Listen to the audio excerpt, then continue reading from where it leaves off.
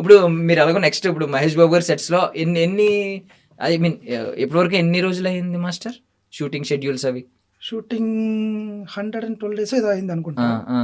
మీరున్నారా అన్ని రోజుల్లో? అన్ని రోజులు అంటే షూటింగ్ డేస్ నే ఒక మోస్ట్లీ ఒక 50 days 60 days ఉండింట. బట్ ప్రీ ఇది ఉంటుంది కదా మేకింగ్ ఇదంతా ప్రిపరేషన్ దాంట్లో అంతా ఎక్కువ రోజులు ఉన్నా. ప్రీ ప్రొడక్షన్ లో ఉన్నారు ఎక్కువ. అవునవును, రాజమౌళి గారితో కలిసి. అవునవును.